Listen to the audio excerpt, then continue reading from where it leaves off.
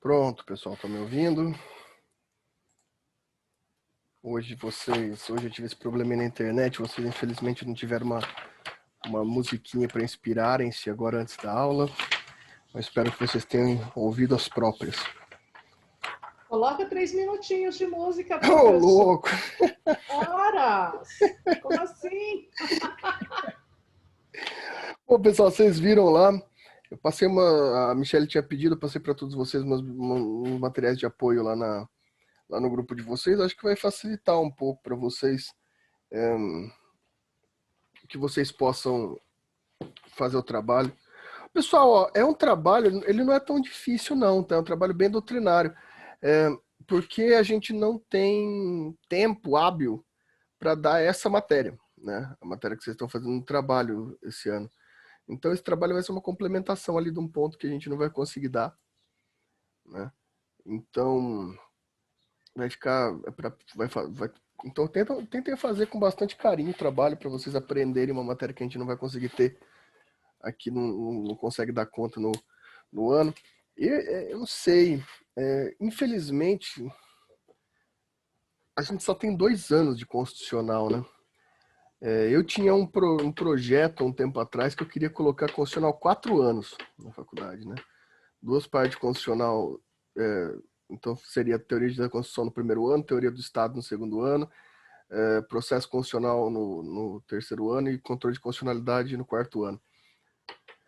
Mas é que direito tem tanta matéria que você coloca uma, você tem que tirar outra, daí como que você vai tirar a matéria? Fica difícil, né? Então algumas coisas não dão tempo. Bom, espero que estejam todo mundo bem. Vocês assistiram a palestra ontem, conseguiram aproveitar? Quem esteve lá? Feliz, gosto muito da Júlia. A Júlia fala, ela tem uma carreira muito brilhante. Espero que é importante espero que tenha acrescentado alguma coisa a vocês. Ela é muito clara, professor. Eu gostei bastante. Na verdade, assim, eu assisti de um modo meio esquisito, de um jeito que eu nunca assisti, eu assisti em trânsito, porque assim, eu trabalhei até as 19 horas, então eu coloquei para assistir, dali a pouco eu estava no trânsito, de fato, com o celular, transferido do computador para o celular e fui. Mas eu gostei, assim, pena que eu não consegui, de fato, parar para poder até, inclusive, fazer questionamentos e tudo mais. Mas eu achei bem legal. Ela é muito clara, ela fala muito de uma maneira fácil de entender. Sim, sim. Mesmo para quem está no primeiro ano. Sim. Ela é advogada, né? Então a forma dela falar é um pouco mais advogado trabalhista ainda, né? Que é bem popular, né? Então ela fala muito claramente, além dela ter todo. Que bom, que bom. Espero que tenha na próxima uma palestra. A gente tem 2 palestras marcadas aí com temas bem interessantes. A próxima é um pouco mais acadêmica. Com o Alan, falando de constitucionalismo. O Alan é um dos maiores especialistas do mundo em Kelsen. É um amigo também, um gênio do pensamento constitucionalista. E depois do simpósio, a gente ainda vai ter mais uma palestra bem interessante também sobre direito militar, né? Tenho 2 amigos que são advogados, são tenentes advogados do Exército e outro da Aeronáutica, que é um tema também que desperta muita curiosidade aí, bem diferente para ser estudado. Hein? Tem mais essas 2 além do simpósio. O simpósio também está bem legal, né? Não sei se vocês já se inscreveram.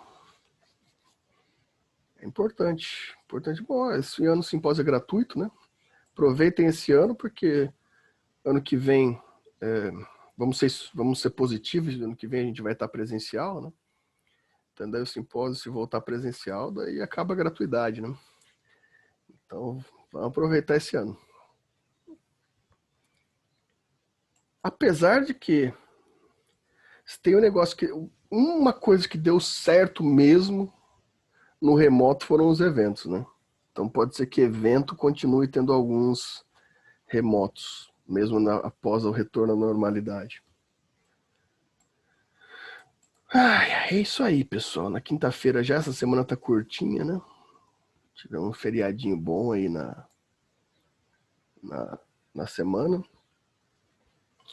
Sempre bom feriado. Quem não está precisando de férias, né? Eu, por exemplo, já estou esgotado, já não estou aguentando mais. Já está difícil o negócio. Geralmente essa época, né, outubro, a gente já começa a não estar mais pensando direito mais. Mas tá acabando, tá acabando. Tá acabando e também isso faz eu lembrar que é bom vocês já começarem a fazer o trabalho, né?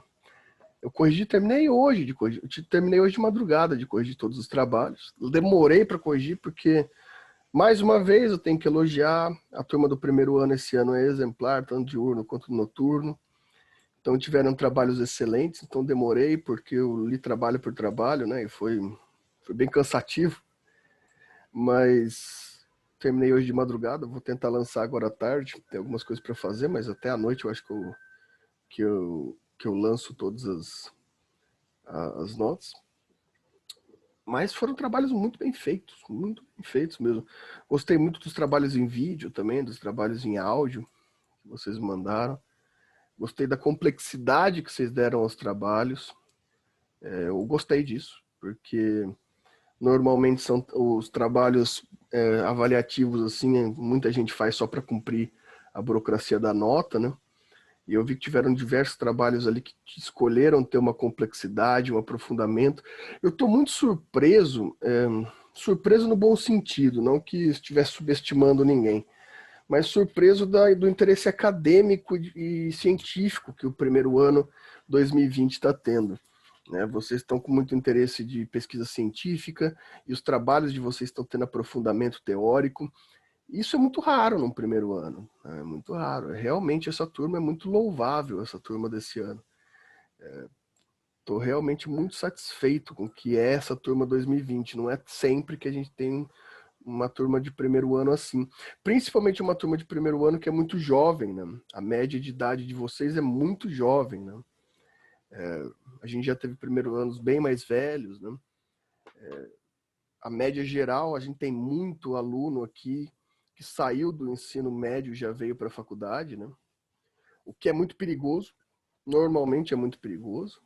Eu não sei se... Eu sei que o nosso mundo é extremamente utilitário e exige isso dos jovens, né? Mas a juventude é uma porcaria, né? Só você quer ter uma prova disso, entra no Twitter, você vai perceber, né? Que eu tô querendo me livrar dessa droga, o Twitter eu não consigo, porque é uma das coisas mais terríveis que existem na sociedade moderna. Mas eu tô lá, continuo passando raiva. E ativo, né? Isso que é o problema. Mas, enfim. Mas, diferentemente disso, essa turma que é muito jovem está tendo uma maturidade científica, né? Obviamente, o pessoal que é mais velho, que já tem outra instituição, isso não é nem uma surpresa, que vão ser excelentes alunos, mas a turma mais jovem com muito interesse, isso me deixa muito feliz. Claro, pessoal, existem alguns aqui nessa turma que precisariam de um puxãozinho de orelha, né? Existem alguns trabalhos muito parecidos, né? Que dá bem a entender que você não lê os textos, mas lê o trabalho do colega, né? Não encontrei nenhum plágio, por assim dizer, posso dizer que eu tenha passado despercebido, mas existem trabalhos muito parecidos. A esses casos, né, apesar de vocês serem jovens, eu acho que nessa altura do campeonato todos vocês aqui já fizeram 18 anos, né? Lá no comecinho ainda tinha uns 17 aí. Mas eu acho que agora tá todo mundo já maior de idade. Então vocês já são adultos e tem que arcar com as próprias responsabilidades, né? Então, beleza, corrigi os trabalhos, não fui extremamente rigoroso quanto a isso, porque também eu já li esses textos, né? Agora você precisa saber qual que é a importância dessa matéria para você. Se você não achar importante, tudo bem, eu só lamento, né? Mas é importante que vocês tenham essa consciência. Nunca é tarde, né? Primeiro ano, o ideal é você já ser sério desde o começo, mas se você ainda não está sendo sério, seja lá por qual seja o motivo, é melhor repensar, né? Ensino superior não é ensino médio. Ensino superior não é uma obrigação, né?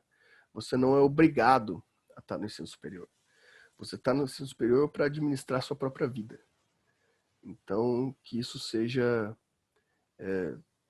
que você tenha a capacidade de julgar o que você quer para sua vida. Lembra que quando você copia o trabalho de alguém, ou não estuda direito, não é contra a instituição, não é contra o professor, é contra si mesmo. Porque a coisa mais impessoal, menos pessoal que tem na atividade de ensino é o ensino superior. Você faz para você mesmo. Tanto que o EAD está aí para provar isso, né? Que é uma forma de ensino que eu sou extremamente contrário. Justamente porque vai ter muita gente desavisada caindo ali, mas você consegue ter excelentes profissionais formados pelo EAD, porque são pessoas que levam a sério. Você levar a sério e estudar, o ensino superior ele está aí para que a sala de aula é uma parte muito mínima da sua aprendizagem, né? Mas no geral mesmo, na grande maioria, os trabalhos devem ser parabenizados. Aqueles que não fizeram trabalhos tão bem feitos sabem quem são, né? Eu também sei, mas não tem problema isso. O importante é você saber.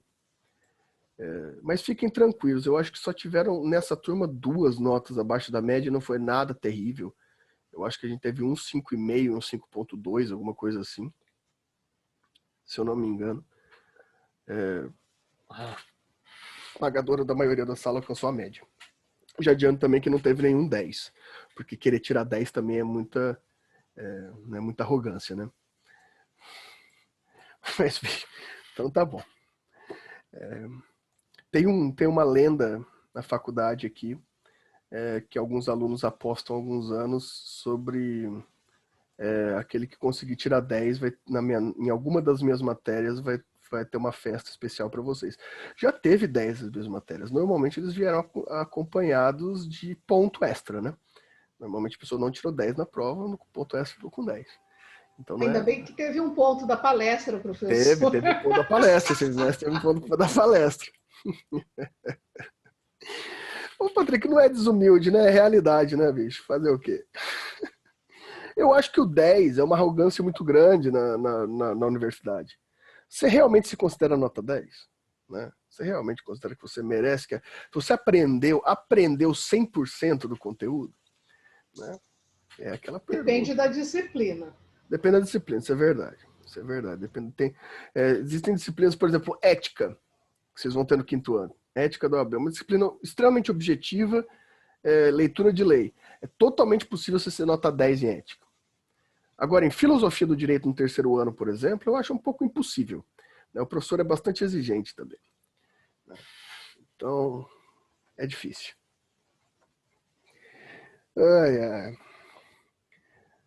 Isso que vocês deram sorte, porque há um tempo atrás eu dava aula no 5º ano, daí era complicado. 5º ano é o pior ano para professores. Tem os professores mais insuportáveis da faculdade. A gente coloca no 5º ano, porque o 5º ano são os alunos mais insuportáveis, então tem os professores mais insuportáveis. Então a chance de você ter os rasga-beca no 5º ano é gigantesca. Né? Ter as pedras no sapato para se formar no 5º ano. Então aguardem e confiem. Não precisa ter medo não, Matheus. É uma matéria extremamente divertida, que vai te exigir muito tempo de leitura durante os bimestres. Então já se prepara no 3º ano aí seu tempo para ler os exaustivos textos enormes que eu vou passar para vocês lerem. Eu vi aqui que a Leila perguntou se pode ser por vídeo. Pode ser por vídeo ou por áudio. Sem problema nenhum, Leila. Aliás, quem quiser fazer por vídeo ou por áudio, eu estou dando bastante consideração para quem está fazendo isso. Né? E eu estou me divertindo muito. A Márcia falou que ouviu no trânsito, né? Uma boa parte das avaliações de vocês por áudio e vídeo eu também ouvi no trânsito. Eu ficava ouvindo no fone de ouvido enquanto estava fazendo alguma coisa. Eu ando com um caderninho no bolso, né? Então eu ia anotando as coisas quando vocês falavam. Não no trânsito, né? Só se o sinal tivesse parado. Então vamos prosseguir. Na verdade, Leila, para mim é mais difícil corrigir o áudio. Porque o texto eu consigo ter uma leitura meio geral ali, né? Dá para ter uma leitura um pouco mais dinâmica no texto, pegando os pontos principais ali. O áudio você tem que ouvir do começo ao fim, você tem aquele tempo específico, né? Mas eu gosto mais do áudio. Eu gosto mais do áudio do vídeo. né? Nesse momento eu prefiro porque eu estou tendo algum contato com vocês, né? Porque essa linha de cima aqui, Michele, Jéssica, Márcia e Leila, sempre estão próximas a mim aqui, né? Já vocês outros aqui, caramba, né? Não vejo vocês desde que vocês entraram na faculdade. Já falei para você, é só na aula do Paulo Roberto que o povo entra. Eu não sei qual que é o charme do Paulo Roberto, né? O cara cria Também não mula, sei. né? O cara cria mula, o cara só dá exemplo com mula. Não sei qual que é o charme que ele tem. Deve ser a voz dele. A voz do Paulo Roberto é muito tentadora, né? Não, é que a gente tem medo dele. Ah, pode ser também. O temor é importante também.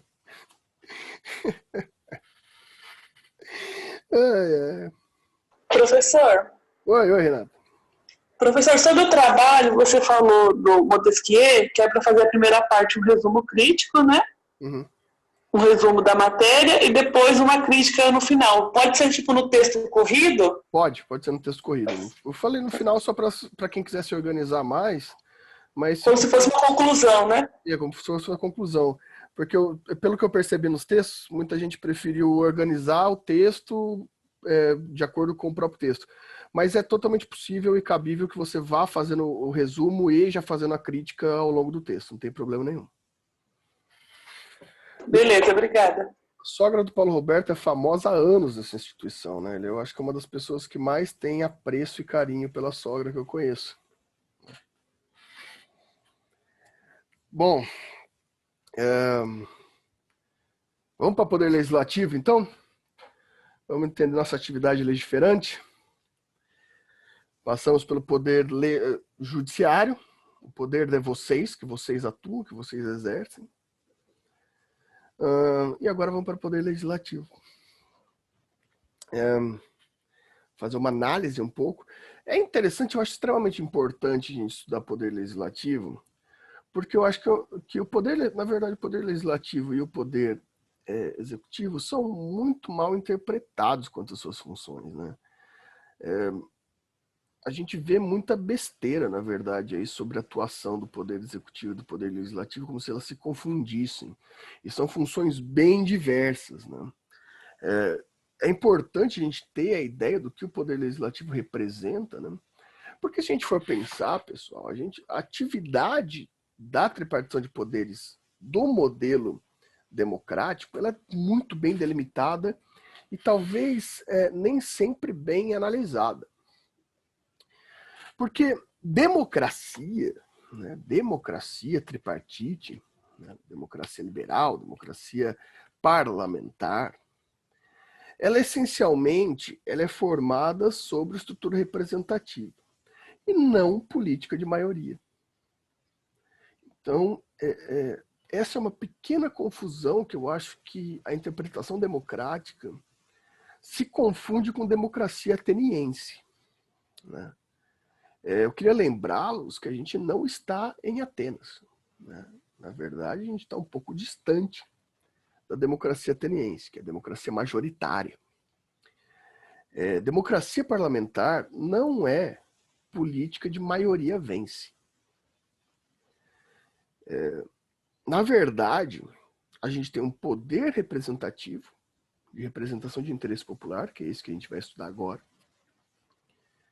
A gente tem um poder de maioria, dessa forma ateniense, que é o poder executivo. E a gente tem um poder contra-majoritário, que é o poder judiciário, né? Poder de equilíbrio. Ou seja, enquanto o poder executivo representa uma vontade administrativa do zeitgeist, do espírito do momento, sobre a maioria de fato, né, a maioria das pessoas, o poder executivo, o poder legislativo tem sua representação equilibrada em todas as estruturas de determinação ideológico e de interesse social, ou seja, representação direta de interesse popular, geral, universal. E o poder judiciário, ele não tem preocupação e vinculação nenhuma com a vontade do povo. Nenhuma. Isso é extremamente importante.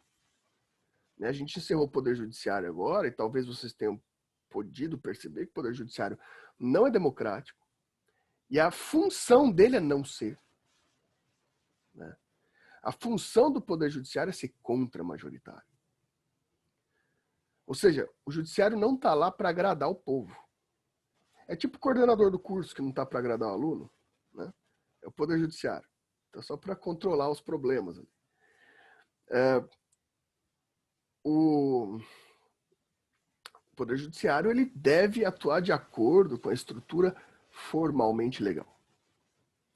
Daí a gente sai de um Poder Judiciário que ele é nada democrático, ou seja, ele não representa a vontade da maioria. Né?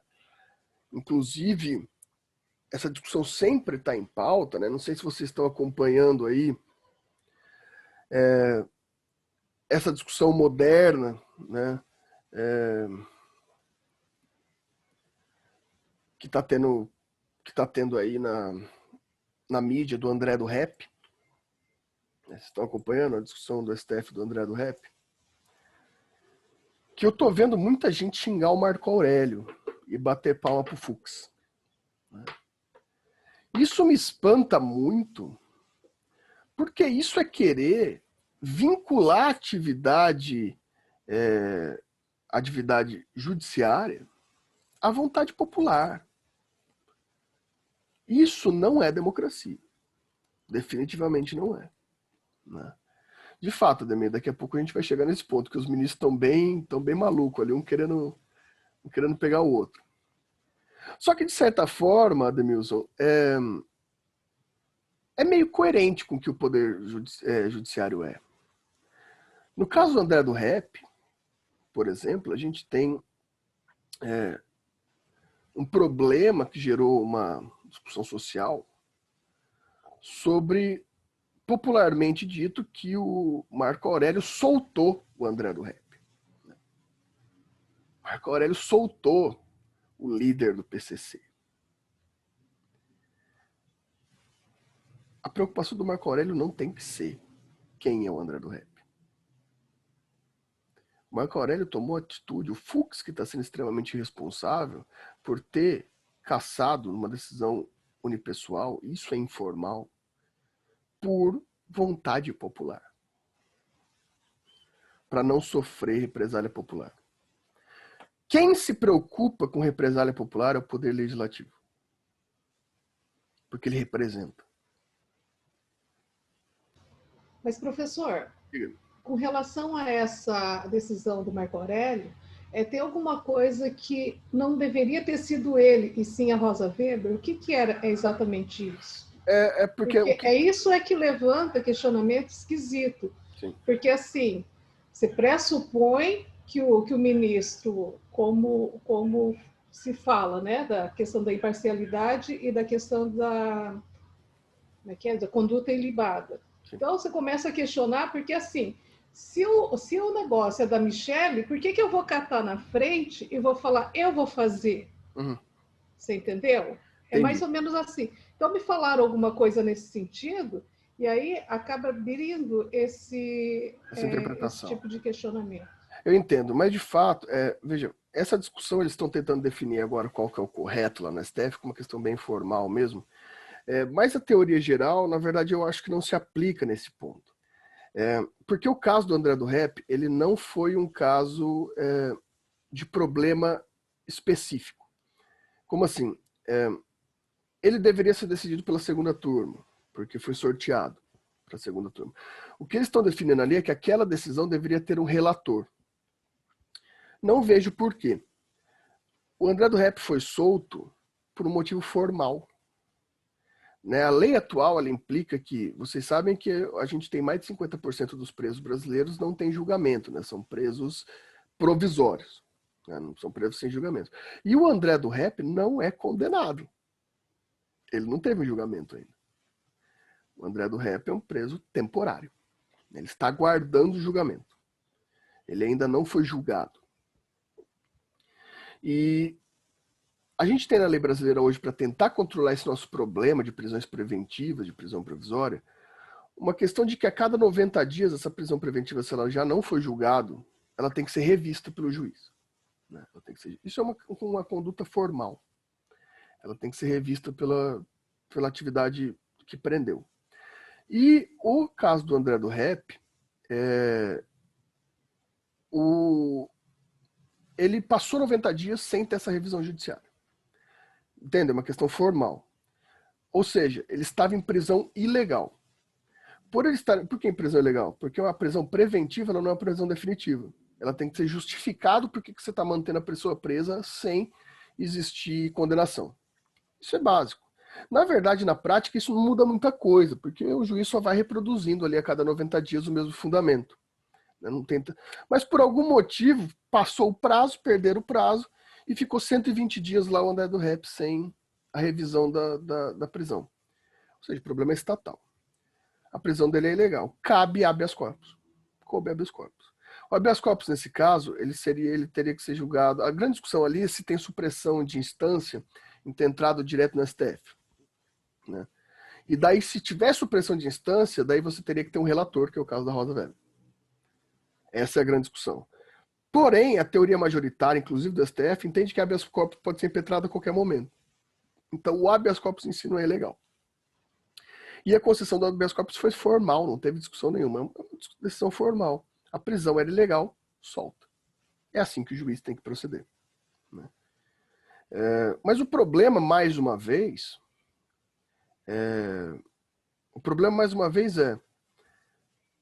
está se tentando colocar uma função social e política ao judiciário. E o Fux caiu nessa. Fux, o Barroso, são grandes exemplos de políticos no STF, né, que quer agradar a vontade popular. A discussão da validade sobre se você precisa ter ou não um relator nesse caso é uma discussão válida, uma discussão de forma. Agora, a discussão da validade ou não do habeas corpus é pacífica. É pacífica.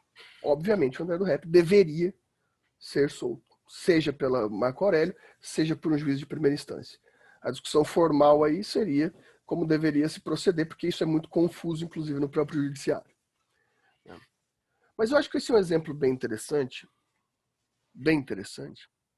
Eu estava dando esse exemplo agora na aula anterior, em filosofia, não por isso, né?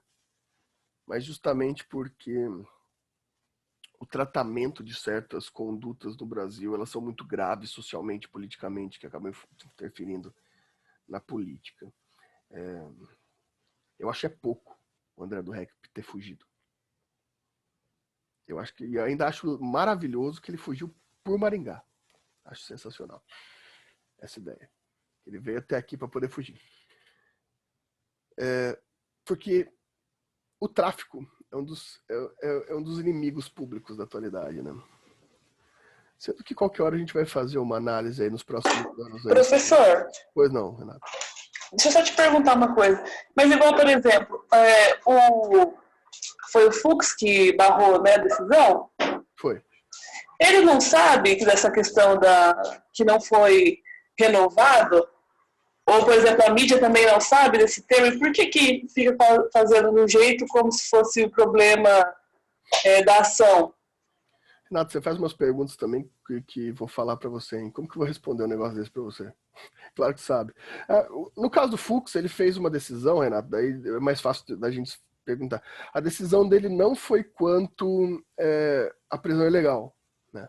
A decisão dele foi quanto, segundo ele, a ilegalidade, segundo ele, do Marco Aurélio ter decidido isso, que não deveria ter sido ele, e sim deveria ter aberto para uma relatoria. Ao mesmo tempo, agora está sendo discutido se a decisão do Fux em revogar a decisão do Marco Aurélio é ilegal também. Então, no STF está tendo uma discussão formal, né? Agora, quanto à mídia, Renato, daí eu não sei o que te responder, não. Não sei o que te responder, não. Obviamente, a mídia sabe que é uma prisão ilegal. Não tenho nem dúvida disso. Mas esse mídia... é o papel da mídia? Eu também acho, de certa forma. Quando fala isso, eu lembro já do Datena, né? Que daí eu não sei se eu posso falar mídia. A mídia tem que ter... em outros casos, eu vejo ali umas reportagens que são bem responsáveis quanto a isso, porque a mídia não tem a obrigação nenhuma de ser neutra juridicamente. O judiciário tem a obrigação de ser neutro juridicamente. nem a sociedade. Eu acho que esse talvez seja o ponto delicado aqui, para a gente entrar no poder legislativo, principalmente. Mas Pode falar, Márcio, pode falar. Essa questão mesmo, do André do Rep, desse artigo onde o Marco Aurélio se pegou, no caso, ele não, né? Na verdade, a defesa do cara lá. O que a mídia está fazendo é fazer a gente fazer uma reflexão sobre o que aconteceu. Essa lei ela foi aprovada no Congresso, ela foi para o Executivo com sugestão de veto pelo ministro da Justiça da época. Sim. Então, tem tudo isso. Aí, tanto é que no final de semana, eu até conversando com meu marido, eu falei assim, não, mas a culpa de tudo isso não é do Marco Aurélio. É do Moro? A culpa disso daí é do Bolsonaro. Não, mas como assim? Eu falei, ele não vetou quando tinha que ter vetado. Porque não se era você assim, parar para pensar, 90 dias para o judiciário rever, ele não revê. Ele não tem tempo. Ele não é o único que está há 120 dias preso sem revisão. Não, com certeza não mesmo. absoluta. Não mesmo. Entendeu? Só que ele tem advogados que está o tempo todo monitorando, fazendo e acontecendo. Não, concordo. Ele tem dinheiro para isso. O André do Rep... na verdade, a minha reflexão em cima de tudo isso daí é isso. É a gente pegar... O que a mídia faz é exatamente isso. Botar a gente para pensar, gente, Sim. A culpa é do ministro que fez errado? Que fez errado não, ele fez certo, porque é aquilo que a gente sempre bate aqui nas disciplinas. O judiciário, ele só faz em cima daquilo que está escrito, em cima de lei. Ele Perfeito. não pode julgar coisa fora de lei. Se está na lei, é válido. Só que é um válido assim. Por outro lado também, é lógico que ele tinha... como é que fala? Outros argumentos, de repente, para segurar, no sentido de coisa de periculosidade, qualquer coisa assim. Eu não sei exatamente qual é o artigo, que foi também uma das discussões aqui dentro de casa. Falei assim, então são várias coisas, é tudo para a gente parar para pensar. Agora, que nem você falou, gostei que ele fugiu. Gostei mais ou menos, porque assim, eu não sei, o tráfico, ele é uma coisa assim, pelo menos ao meu ver, talvez exatamente pelo estardalhaço que a mídia faz, o tráfico para mim é uma coisa muito grave. Né? E o resultado das drogas é coisa grave. Então, é isso a minha colocação. Eu acho que o tráfico é o sonho burguês, sabe? É o maior empreendedorismo da história do Brasil. Né? O André do Rep é um empresário de sucesso. Ele empreendeu como ninguém, né? Ficou rico, né? E burlou o Estado, né? Não paga imposto. Ou seja, é o sonho liberal, né? O tráfico de drogas. O tráfico de drogas é o comércio mais bem sucedido do Brasil. Né? Isso que é maravilhoso para mim no tráfico de drogas. Né? É o grande... Professor! Pois não, Renato. Desculpa, vou fazer outra pergunta, tá?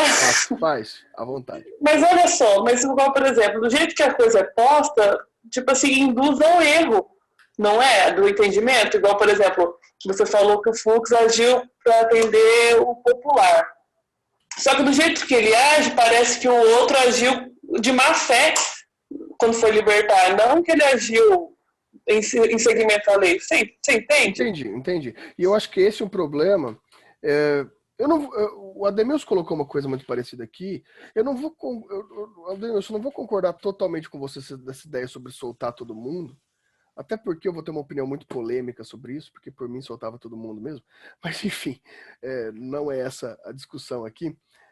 Mas existe uma politização do Supremo, Renata, e isso eu acho que é a discussão muito bem do que a Márcia colocou aqui. Óbvio que eu radicalizo nas opiniões aqui, é natural meu aqui fazer isso como provocação. Mas eu acho que a discussão é justamente essa. A gente tem que entender o que é político e o que é jurídico. A Márcia colocou ali, o Poder Judiciário ele deve ser estritamente jurídico, e é assim que a democracia funciona bem. Enquanto, por exemplo, quando a Márcia fala que eu concordo plenamente, essa questão, a lei anticrime, né? Gosto muito dessa, como chama? Esse nome, né? Ela é bem antipolítica do ponto de vista majoritário do executivo. E ela não foi vetada pela presidente da República, né? Isso é um problema político. O problema jurídico não é esse, a lei está feita, a lei tem que ser cumprida. O problema é uma politização do judiciário. E daí, Renata, isso que eu acho que é o ponto que a gente está tocando aqui. A gente só vai ter, se o Fux ou se o Barroso, ou seja lá qual deles, estiver fazendo modelos politizantes da decisão, isso a gente está tendo uma afronta a outro modelo de poder, porque de fato esse tipo de ato é totalmente legítimo no poder legislativo. Essa manipulação, que a gente pode chamar de manipulação, ou só estratégia ideológica, ela é viável e saudável dentro do poder legislativo. Agora, quando isso passa para o poder neutro, para o poder judiciário, isso é extremamente negativo. Tendenciar o outro a erro, por exemplo, na estrutura social, política, midiática, isso a gente faz o tempo todo. Nossas opiniões, a gente tenta passar elas de uma forma que elas sejam incontornáveis. Agora, a função do poder judiciário é meio etérea. Não deve ser colocada dessa forma. Essa crítica, de fato, deve ser feita ao STF nesse momento. Deixa eu ver aqui que tem vários comentários.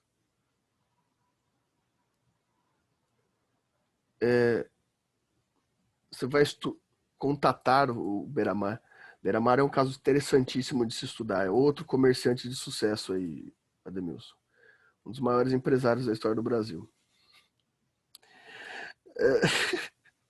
Quer dizer que o ato do Fux não foi somente para embate jurídico, mas político. É isso. É exatamente esse problema. Né? Tem uma politização do STF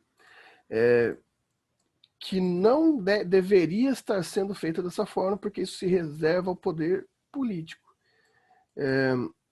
Pode ser, Márcia, pode ter muita gente mau caráter no legislativo, mas aí, em verdade vos digo, pode estar lá e deve estar lá.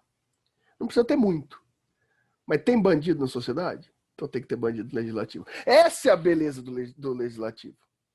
O que a gente está tentando separar aqui entre função jurídica e função política é que o legislativo, daí a gente tem que entender o que é democracia, do que a gente começou falando aqui. Poder legislativo é um poder de representação e não poder de maioria. Isso é a expressão máxima do legislativo. Porque a gente já discutiu isso, eu acho, lá no comecinho, mas é bom a gente retratar aqui de novo. Porque o legislativo não é formado pelos mais votados. Se a gente pegar a lista de mais votados da última eleição do Poder Legislativo, muitos dos mais votados não estão eleitos. Mas isso não é um absurdo? Não. Porque a estrutura do Poder Legislativo democrático não é uma estrutura de Poder Legislativo para que você tenha um poder de maioria, e sim que você tenha um poder de representação. E daí essa questão, existe aquela estratificação social, ela deve estar lá. Concorde você ou não. Essa que está sendo a grande diferenciação que a gente está fazendo aqui. Por que eu gosto de colocar essa diferenciação? Porque existir absurdos no poder legislativo é ok, faz parte da democracia. O meu problema é a politização do poder judiciário. O poder judiciário não deve ser politizado. O poder judiciário vai ter, sim, decisões polêmicas do ponto de vista social, e esse é o papel do poder judiciário. E a infelicidade com essas decisões depende da discussão política no poder legislativo. Ah, mas tem muito tranqueira no legislativo. Isso é um reflexo social. É reflexo social. Porque você vota em representação. O que significa dizer isso? Ah, eu acho que não tem que misturar política com religião, o Estado é laico, a gente já estudou isso. Não, calma lá. Calma lá. A bancada evangélica do Congresso é muito grande e fica interferindo em tudo. Existem evangélicos no Brasil? Existem. Vários. Fora da estrutura religiosa, existe um modelo de comportamento social, ou seja, a gente pode chamar isso de ideologia, mas seria muito teórico para a gente. Existe um ponto de vista social, de comportamento e de direitos que os evangélicos do Brasil sustentam em uma linha comum, pelo menos em algum ponto. Existe. É grande essa estratificação social? É grande. Obviamente, eles têm que ter representação no legislativo. Mas vamos supor que a maioria, 80% do Brasil é evangélico. E eu não digo evangélico de que vai no culto já arrumado para ir para balada em seguida.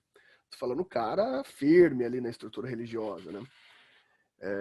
80% do Brasil é evangélico. Então vai ter a votação. Então todos os nossos deputados serão da bancada evangélica? Aí que tá. Não. Porque existe 20% que não é desse modelo. E esses 20% têm que ter garantia de representação. Por isso, a estrutura legislativa ela não é formada por maioria, e sim por estratos, por formulações de representação. É obrigatória a oposição dentro do legislativo, é obrigatória a disrupção de pensamento dentro do legislativo, justamente porque o legislativo não é um poder de maioria. Então, vamos ilustrar isso bem. O poder judiciário ele não é nem de minoria e nem de maioria. O poder judiciário é chamado de contramajoritário no sentido que ele não precisa seguir estruturas de interesse político. Ele tem que garantir a existência constitucional. O poder legislativo é um poder de democracia representativa, o que não significa ser poder de maioria. É um poder de estruturação das classes de representação. Deve-se garantir a entrada e representação de todas as estruturas de ideia dentro da democracia. O poder executivo é um poder de maioria. O poder executivo, por ele não criar leis, e sim administrar a função pública, essa administração ela representa o tempo. A administração de como o país é levado, ela representa um tempo. Por isso é um poder de maioria. O poder legislativo não representa o tempo. Ele é universal e perpétuo. A lei, ela é permanente. Claro que ela pode ser revogada dependendo da lei. É isso que a gente vai ver aqui. Mas ela, em tese, ela é feita para não ser, para perdurar. Então, a sua estrutura de representar só aquele tempo, ela deve ser afastada pelo quê? Pela ideia de coalizão, de pluralismo. Ou seja, olha só que interessante que a gente está falando. No judiciário, a gente está falando que a estrutura política não deve ser respeitada. É a Constituição que deve ser respeitada. No judiciário, a gente está falando que a maioria tem que ter sua identidade observada. Eu estou reclamando do Bolsonaro porque ele não me representa. O Bolsonaro não está lá para te representar ou me representar. Tá? Não tá. Eu não votei no Bolsonaro, mas ele não está lá para me representar. Ele está lá para representar o que o povo brasileiro, a nação brasileira, entendia como forma de pensamento administrativo do Estado. Minha opinião sobre Bolsonaro ser bom ou ser ruim, não importa. Ele teve uma votação legítima por milhões de pessoas. Esqueci quantos milhões de pessoas que votaram nele. Daí vem a questão da Márcia, que eu achei interessante. Nessa questão do André do Rep. Aqui a gente tem um erro muito mais executivo do que legislativo ou judiciário. Porque a administração da prisão, por exemplo, ela deveria ser uma responsabilidade executiva. Só que isso foi forjado naqueles famosos acordos de coalizão, né? E acabou não representando a maioria. Por isso que poder executivo é sempre o que tem mais foco de reclamação, ou tem mais foco de crítica. Porque o poder executivo ele trabalha simplesmente com maioria. Se ele não representa sua maioria, ele vai ser alvo de crítica. E a oposição sempre vai ser contra ele. Sempre vai ser. Agora, o legislativo não. O legislativo ele deve participar da estrutura do pluralismo político. Ai, não sei por que você que tem aquela bancada progressista que defende aborto, que defende direitos sociais, aqueles esquerdistas. Adoro quando chamam partidos como PSOL de esquerdistas, sabe? Mais liberal que aquilo é impossível, direitos individuais totais. O marxismo se perdeu num negócio que até o PSOL agora é de esquerda. Não consigo mais entender essas coisas. Mas, enfim, não vamos entrar em discussão da ciência política sobre onde estão os espectros políticos. A questão é, ali se defende direitos individuais liberais. Bem, a gente tem uma estratificação LGBT na sociedade? Tem. Essa estratificação, ela demanda direitos? Demanda direitos. Por conseguinte, ela deve estar representada no poder. Ela vai estar tão grande quanto, por exemplo, a bancada evangélica? Não. Por que não? Não é injusto? Não é injusto. Porque ela vai ter que estar em número suficiente para conseguir, por coalizão, estruturas de oposição à bancada evangélica.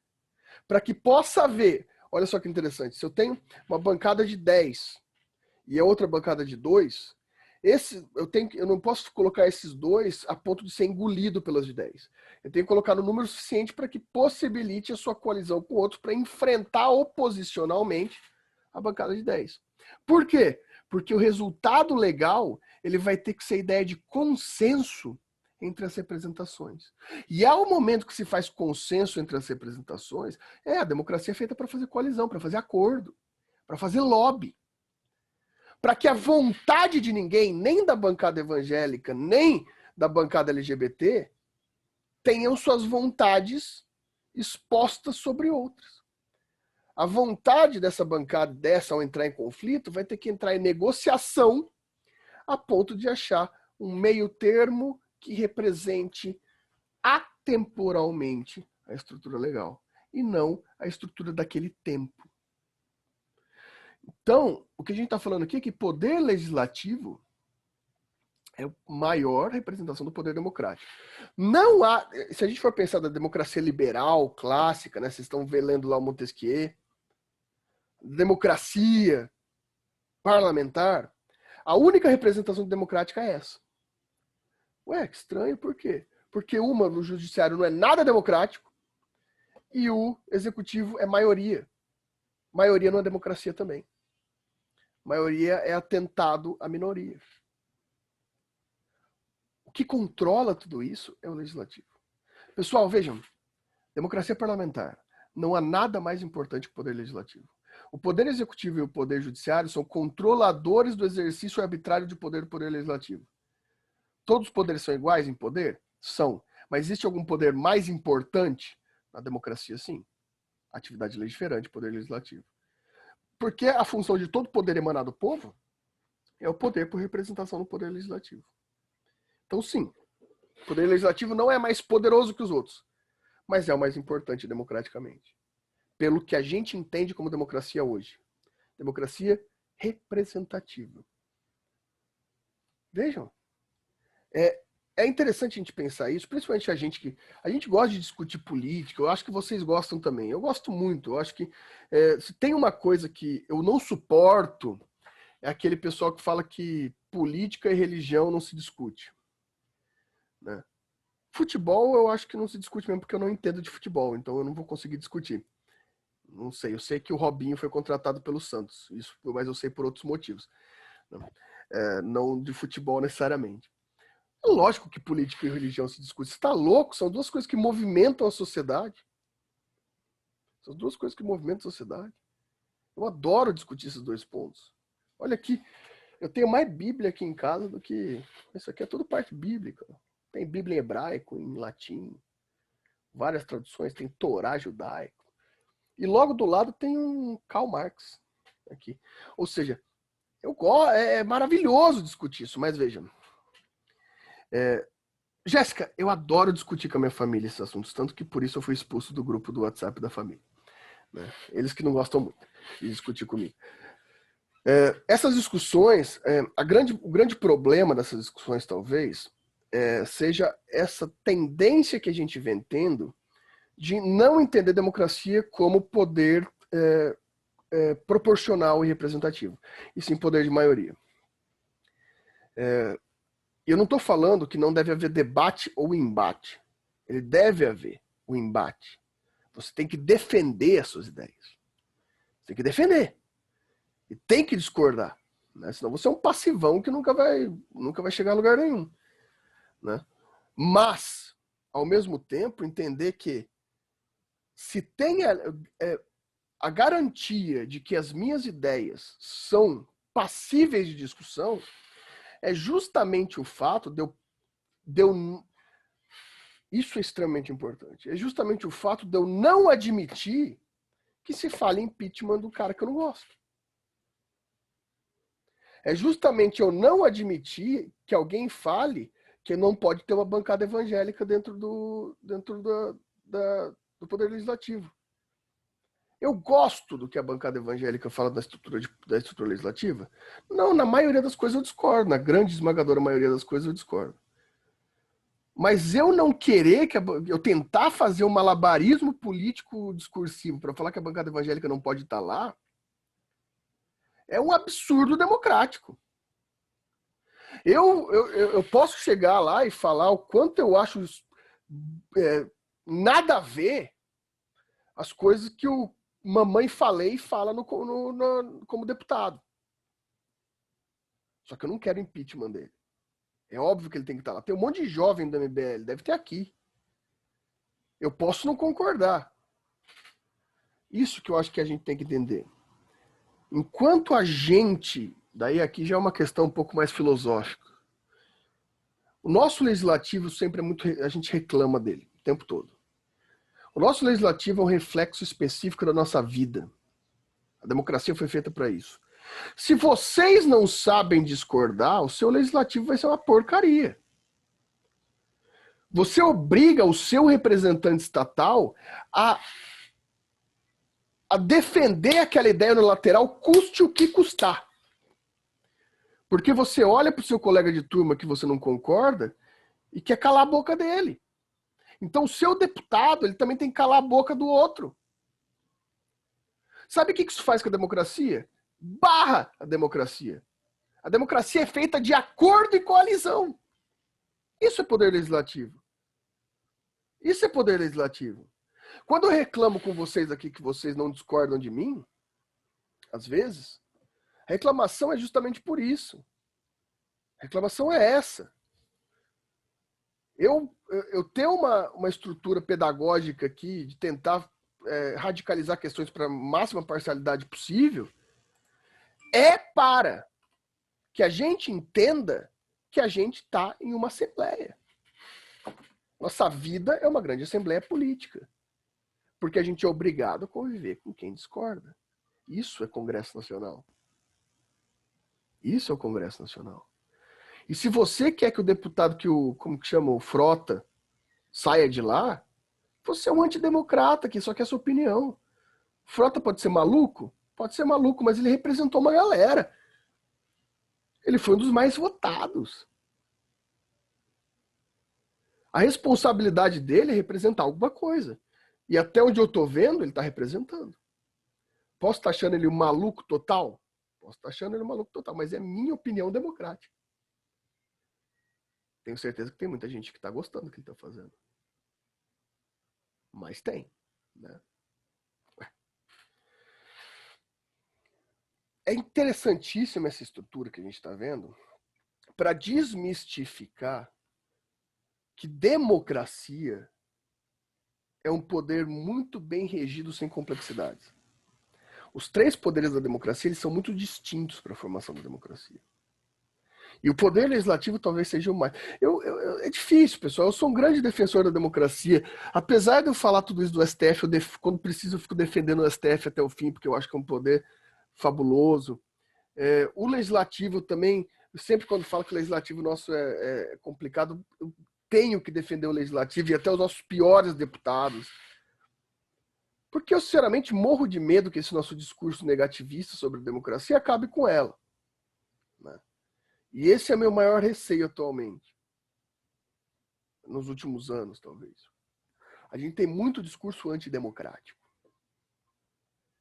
E aí eu sou parcial mesmo. Constitucionalista democrata. Eu vou defender essa democracia custe o que custar do ponto de vista constitucional, né?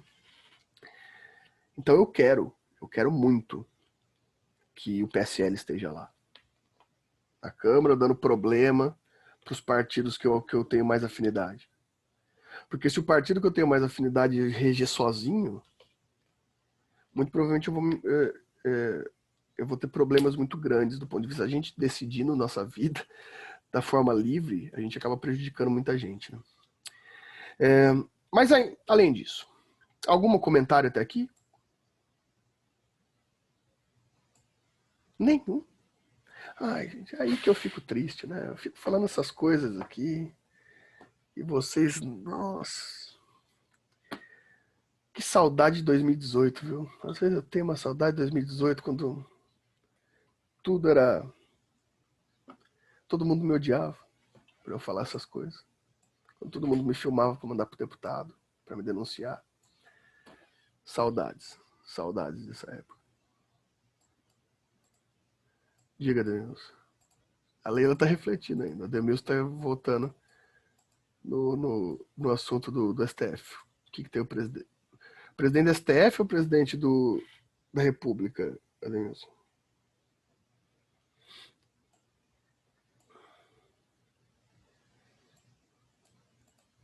Eu já fui gravado em 2018, Jéssica, então...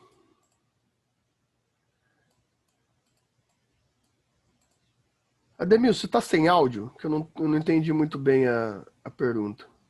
Quero dizer assim, depois do não veto do presidente Bolsonaro, ainda passaria ainda pela Câmara do Senado passaria. Ou dos deputados, a questão da liberdade. Mas aí que tá, Ademilson. Daí a gente vai para uma estrutura bem mais política, né? Derrubar veto de presidente não é muito saudável. Daí a gente já não está na parte legal, na parte política mesmo. Derrubar veto do presidente da República é meio que um atestado de guerra do Legislativo e do Executivo. Que a gente está meio que nisso, né? Mas ainda a gente está com uma certa ordem de cavalheiros ali.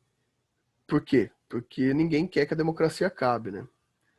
Mas nesse caso específico, se o presidente votasse, numa análise de ciência política, seria muito difícil que o Senado, que o Congresso Nacional derrubasse esse veto. Seria muito difícil. Porque normalmente isso não é obrigatório, tá, Demilson? Então vamos observar dessa forma. Isso daí é meio que um pacto federativo, tá? É um pacto político. Você derruba o veto de um presidente quando se considera que ele é ilegal. Que é uma derrubada de veto ilegal. Por poder político, normalmente não se derruba. E daí eu te falo, Demilson, se o Congresso Nacional começar a vetar o Bolsonaro dessa forma, não por forma de legalidade, daí a gente sabe que a gente vai estar muito próximo aí de mais um impeachment, alguma coisa assim. Né? Porque daí é um bom termômetro político nesse sentido. Mas eu acho que não é tão fácil assim não, tá? Não é tão simples assim. Mas pode derrubar sim. Mas, obviamente, o presidente da República tem um poder político gigantesco. O presidente da República não vai vetar uma coisa sem já ter falado com os líderes da Câmara e do Senado. Né? É uma estrutura complexa. Né? A Leila falou que acha interessante alguns partidos desses partidos liberais, né? Mas a ideia é essa, isso daí é a social-democracia, né, Leila? Social-democracia é uma amálgama das antigas centro-esquerda e centro-direita, né? Os libertários liberais e os centro-esquerda marxistas. É uma ideia do bem-estar social, né? Você mantém a estrutura democrática liberal, mas com umas políticas de Estado um pouco mais abertas. O Brasil representa muito bem essa política, né? O Brasil ele tem políticas liberais muito bem estabelecidas e tem políticas sociais muito bem estabelecidas. O que, pessoal, talvez seja um ponto para a gente parar de ter complexo de vira-lata, entender que o Brasil tem sim ensaios democráticos muito poderosos. A gente pode ter uma democracia jovem e confusa, mas a gente tem um Estado bem formado do ponto de vista democrático. A gente tem espaço social e tem espaço individual. a gente tem uma propriedade privada muito bem delimitada e, ao mesmo tempo, a gente tem a possibilidade de perda de propriedade privada por função social, né? A gente tem, de um lado, várias legislações de proteção trabalhista e a gente tem, nos últimos anos, incentivo ao pequeno empresário, que ainda não é o ideal, né? Mas se começa a pensar na diferenciação entre grande e pequeno empresário. Então a gente tem essas questões do Brasil, né? Não são todos os países que têm isso, né? A terra da liberdade, né? Os Estados Unidos, não é tão livre assim. A gente tem pontos muito mais positivos quanto aquilo.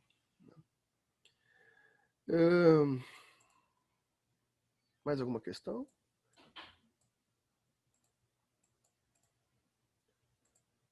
Eu acho que é importante, gente, nesse momento, entender um negocinho.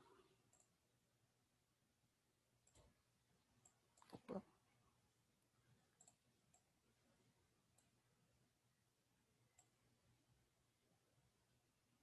Sobre o poder legislativo. O que diabos é isso aqui? É Brasília. Isso aí é Brasília. Mais que Brasília, né, Demilson? É um dos prédios mais importantes de Brasília. O que funciona aqui? Essa arquitetura modernista. Câmara dos Deputados e Câmara do Senado, né? Perfeito, perfeito. Você sabe o que significa isso daqui? Vocês sabem o que significa essas bolinhas para cima e para baixo aqui?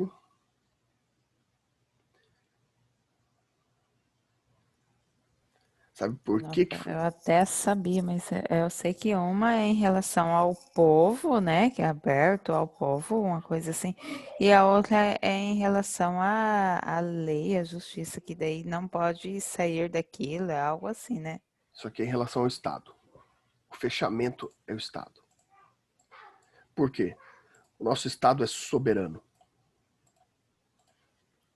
Soberano. Ele é ininterferível externamente.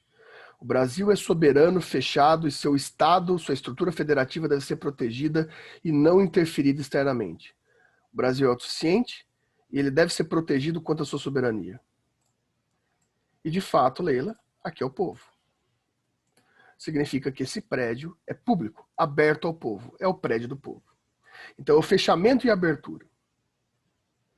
Abertura ao povo brasileiro e o fechamento à soberania do Estado. E, ao mesmo tempo, representam duas instituições. O fechamento do Estado está ligado ao Senado. E a abertura ao povo está ligado à Câmara dos Deputados. E existe, então, uma representação subjetiva de Estado e uma representação objetiva de instituição. E é exatamente isso. Desse lado fica o Senado e desse lado fica a Câmara dos Deputados. E aqui a gente já tem uma aula completa nessa imagem, nessa arquitetura, a gente tem uma explicação completa sobre o que é a forma do Legislativo. Porque, além de tudo, é um prédio só. Além de tudo, isso daqui é um prédio só. E a união dos seus poderes forma o Congresso Nacional. Então, basicamente, a gente tem três instituições descritas nesse prédio: Senado, Câmara e Congresso Nacional.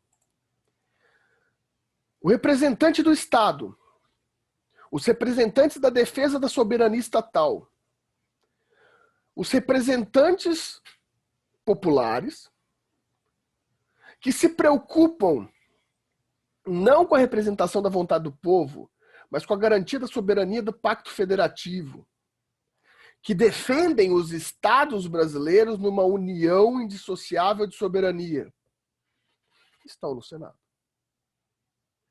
E, por outro lado, os representantes da vontade do povo, delimitados a partir de sua representação pluripartidária, estão na Câmara. O povo no Estado representa o Estado brasileiro pelo Congresso Nacional. O Senado e a Câmara juntos são o Congresso Nacional.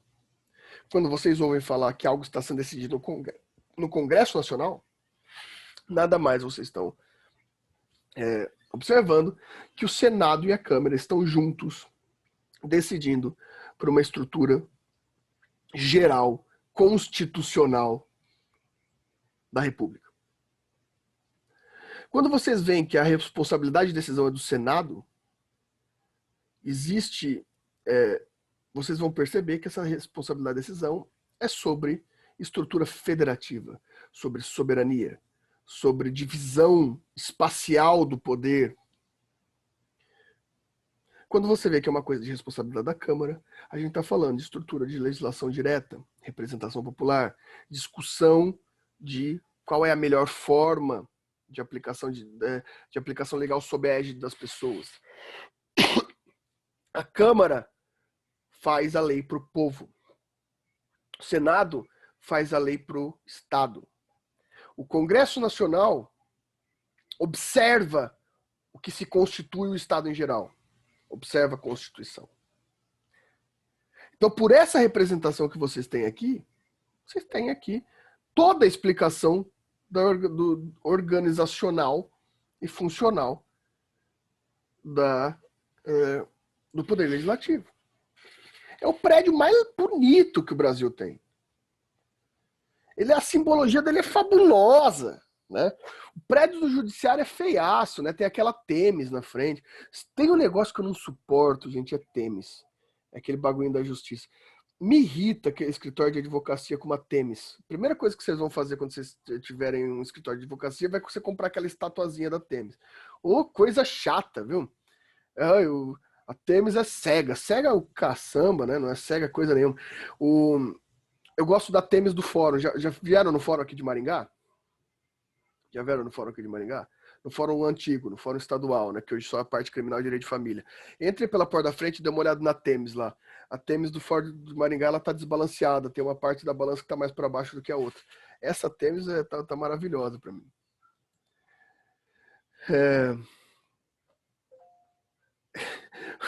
Não é preconceito não, Jéssica, aqui tá muito saturado já, sabe aquela coisa que já deu? Já não aguento mais esse negócio. E a Temis do STF é muito simplesinha, se fosse uma representação mais pitoresca ali, eu acho que ia gostar mais. E o prédio do Executivo é aquela coisa, né? Para mim, o prédio executivo só funcionou, e eu nem gosto de futebol, mas na época que o Brasil ganhou a Copa de 2002 e o Vampeta saiu rolando na rampa Foi o único momento que deu certo aquele prédio. O Poder Executivo tem aqueles prédios ministérios que são feitos. A estrutura mais bonita de Brasília é o prédio da Congresso Nacional. Ele tem representação, ele tem simbologia, eu acho maravilhoso. Acho maravilhoso. Eu nunca vi esse não, Gad.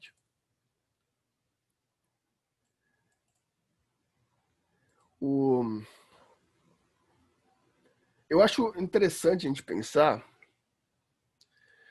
que essa organização que o Brasil tem de Congresso Nacional, que, por exemplo, não é a mesma organização dos Estados Unidos, ela é muito curiosa. A estrutura federativa ser diferente da estrutura representativa direta é muito legal, né? Porque, vejam, pessoal, não sei se vocês sabem disso, eu imagino que saibam. Vocês sabem quantos deputados o Brasil tem? Quantos deputados federais? O Patrick falou 100 aqui, ou mais de 100, né?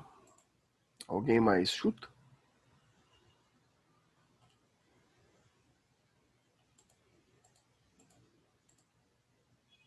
$300. A Demilson falou 300. Mais alguém? Vocês dois erraram. A gente tem 513 deputados hoje no Brasil. São 513 deputados federais. É bem mais que 100 e é mais que 300. É bastante. É bastante. É muito deputado, gente. É muito deputado. E como que são determinados esses deputados? Pois é, Patrick, são 513. Os deputados são proporcionais em número à sua representação. Não, eles não aumentam de acordo com os partidos, apesar, Patrick, de que existem números mínimos de cada partido ter seus deputados pela representação de votação. Então, vamos supor, na eleição passada, a gente teve mais partidos ligados à direita, né, principalmente representado pelo PSL, que tiveram mais votos. Então, a gente tem um Congresso muito mais formado por partidos de direita. Então, aumentou o número desses partidos quanto aos seus deputados. E diminuiu de outros partidos. Apesar de que, por exemplo, você tem o PT, que ele se manteve mais ou menos com a mesma quantidade de deputados por conta da sua votação. Mas isso varia dependendo da votação. Nossa, o Farrur levou, Patrick. Caramba. O Farrur levou. Aquele cara que está concorrendo aqui, Farrur, ele é parente do sargento? Que é coronel Farrur? Eu vi esses dias. Aqui, é primo. Eu vi esses dias aí, eu falei, mas fiquei pensando, mas o Farrur é sargento e não tenente, sei lá. Depois eu vi que não era a mesma pessoa. Eu ainda não sou tão inteirado no modelo político daqui do Paraná. Eu ainda não transferi meu título, não sou cidadão ainda. Eu ainda voto em São Paulo. Que não tá fácil também. Aliás, vocês têm muita opção aqui em Maringá, né? Tem 612 candidatos a prefeito em Maringá. Parece que tem. Cada esquina que você vai, você encontra um candidato a prefeito esse ano. Nunca vi tanto candidato na vida. Tem bastante opção. 13, né, professor? Para prefeito. É muita coisa. Muita coisa. Tem uns caras que eu nunca nem ouvi falar ali.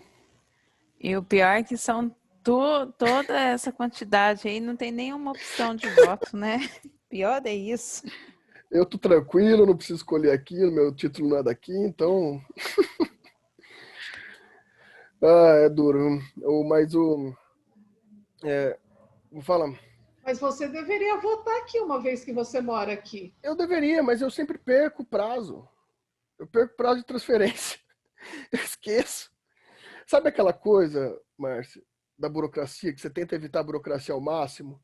Daí você evita tanto que... E não é difícil transferir o título. Hoje em dia tá super fácil transferir o título.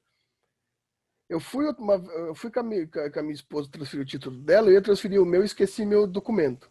Eu falei, eu volto depois. E nunca mais voltei. É preguiça. Em outras palavras, mas foi preguiça total minha não ter transferido o título. A verdade é Mas totalmente... você vai lá votar ou você vai justificar? Não sei, eu acho que eu vou lá. Acho que eu vou lá votar. Olha. Acho que eu vou lá votar.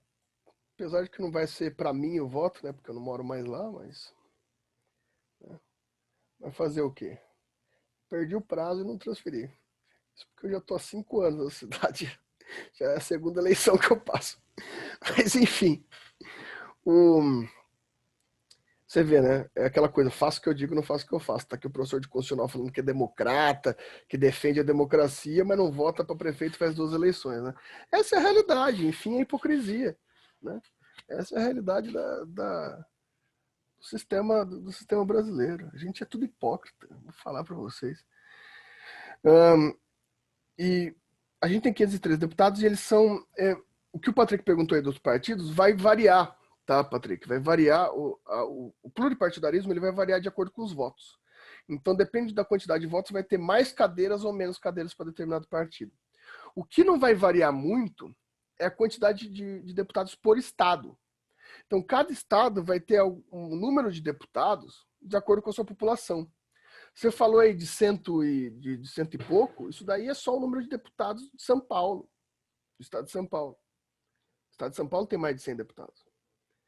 Por quê? Porque porque São Paulo tem aquela questão, né? Você tem 5 milhões de habitantes na grande São Paulo e 5 milhões de habitantes no resto do estado. Então você tem um estado de 10 milhões de habitantes. Então você tem deputado pra caramba, né? E por outro lado, você tem o Rio Grande do Norte, que tem uma das menores populações do Brasil, que vão ter pouquíssimo, eu não lembro quantos são agora, mas são poucos.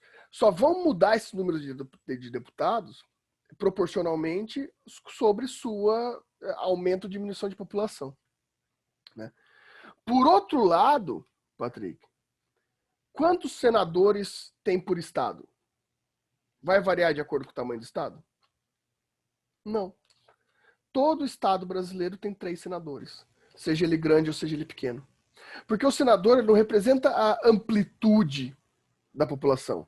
E como a gente disse, ele defende soberania nacional. E todo Estado brasileiro é igual quanto à soberania nacional.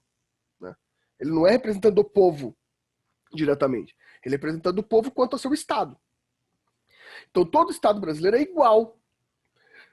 Não é porque São Paulo arrecada mais, ou porque Minas Gerais não sei o quê, ou porque o Paraná não sei o quê.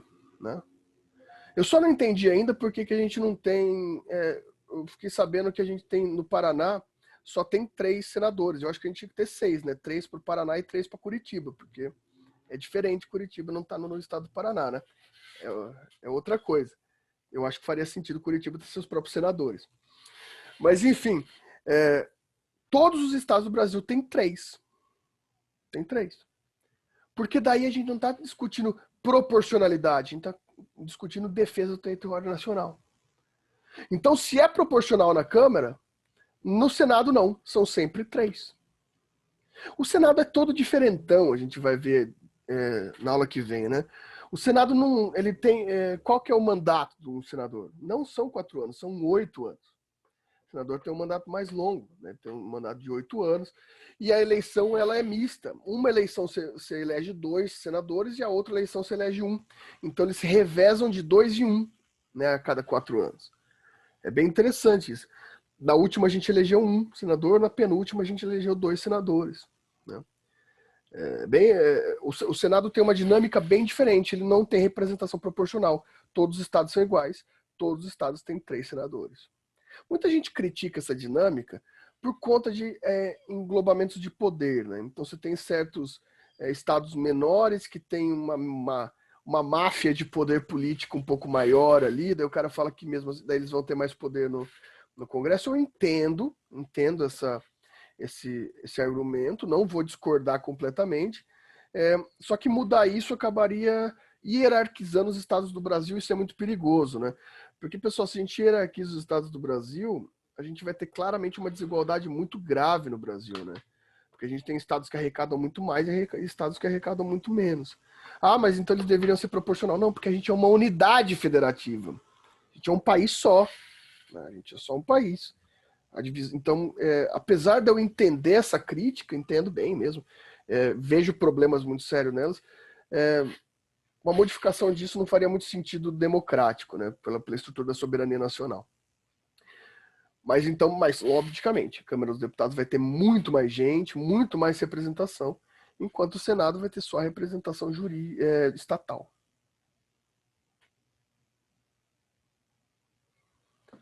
E aí, algum comentário?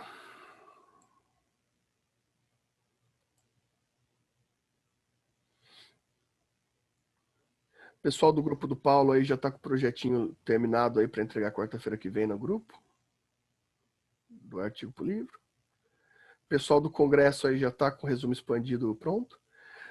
Ó, pessoal, vocês sabem, né? Eu sou uma pessoa que me decepciona muito fácil, né? As pessoas me ferem muito, né? Sou uma pessoa que sempre estou sendo traído pela minha confiança nas pessoas, né? Sou uma pessoa que chora muito no chuveiro de cócoras por ser decepcionado por todo mundo o tempo todo. E um primeiro ano maravilhoso desse, se não tiver participação em massa com pelo menos resumo expandido no simpósio, eu vou ficar tão chateado, mas tão chateado que pode ser que eu queira me vingar de vocês depois no terceiro ano. Né? Porque tem essa também. Além de decepcionado, eu também sou vingativo. Né? Então, a minha admiração por vocês, eu quero que só cresça sempre. Né?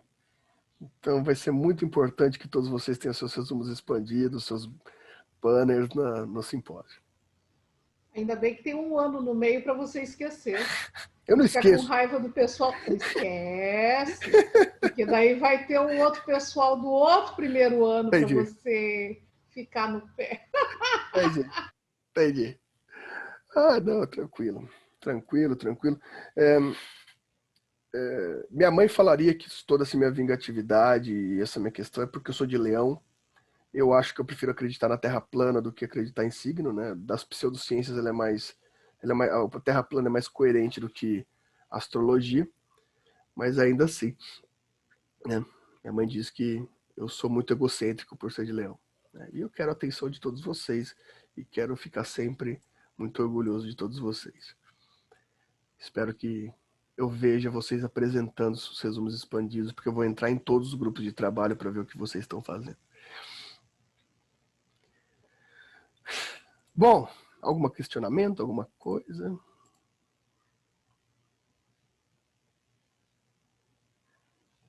Alguma coisa do pessoal que não fala nada? Franciele, Márcio, André, Raniel, Tuane. Vocês não falam nada, hein? Muito obrigado, Ademilson. Hoje é dia do professor, né? Um dia muito importante para o Brasil lembrar que o professor existe. Eu acho que os parabéns principais, Ademilson, tem que ficar principalmente os professores de ensino superior. Claro que a gente tem muitos problemas de reconhecimento, mas o professor de ensino superior ele é meio hierarquizado ainda, né? Ele tem um certo respeito social de alguma forma que os demais professores não têm. Lembrem-se principalmente de parabenizar os professores que vocês conhecem que não são do ensino superior. Os professores de ensino médio, os professores de ensino fundamental, que por algum motivo totalmente incoerente, nós mesmos hierarquizamos esses professores abaixo do que eles deveriam estar, né? Eu acho muito interessante a gente ter uma hierarquia do intelectual professor no ensino superior, sendo que esse professor só faz sentido se os seus alunos tiverem alguma capacidade de pensamento, sendo que o professor de ensino superior não é o mesmo professor. Ele é o professor que joga informação para o aluno se virar. E eu não estou desmerecendo o professor, porque a gente sabe, eu tenho muito orgulho de todos os professores daqui da Faculdade de Maringá, eu sei quanto a gente se esforça para tudo. Mas eu acho que esse é um ano e esse é um dia que a gente tem que lembrar principalmente dos professores das bases, que eu acho que são a classe, certamente, sobre estrutura de emprego, são a classe mais deslegitimada e mais injustiçada da história do Brasil. Não é de agora, da história do Brasil. É incrível como a gente trata mal e subjuga. Você não é o professor. Gente, o professor de ensino fundamental superior no Brasil não é nem orgulho para os pais. A mãe e o pai não quer que o cara seja professor de ensino fundamental. Isso é uma loucura, né? Daí vem falar aquela coisa que o professor dá aula por amor. É lógico que é por amor, vai ser pelo quê? Por respeito que não vai ser, né? É lógico, alguma coisa vai ter que ter. Então lembre-se principalmente de parabenizar os seus professores de base. Os professores de base daqui da sala também, que eu sei que tem, já se sintam parabenizados, né? E aí? Então, isso é isso, então beleza, vamos encerrar por hoje. Tudo de bom para vocês. Um grande abraço e até semana que vem.